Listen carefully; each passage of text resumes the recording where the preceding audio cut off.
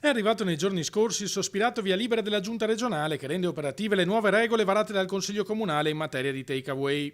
Oltre allo stop per i prossimi 3 anni all'apertura di nuove attività in centro storico e nelle isole di Murano e Burano, sarà quindi presto in vigore il nuovo regolamento di igiene pubblica che prevede una serie di adempimenti per i gestori degli esercizi esistenti. Partiamo certamente dal dover avere i servizi igienici a quello che è un cestino esterno, ma certamente una stretta alle maglie proprio per essere allineati a quello che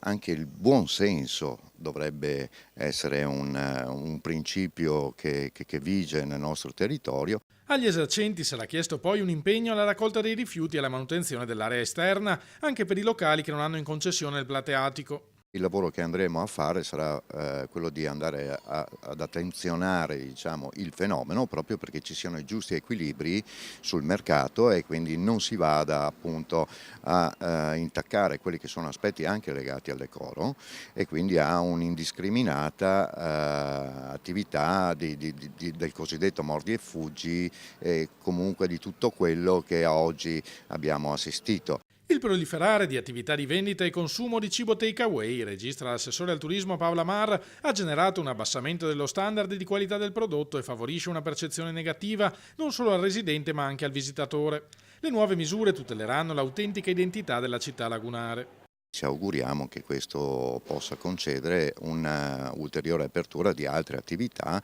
e quindi un indice di miglioramento della qualità anche della vita dei cittadini residenti, ma non solo, anche del turismo.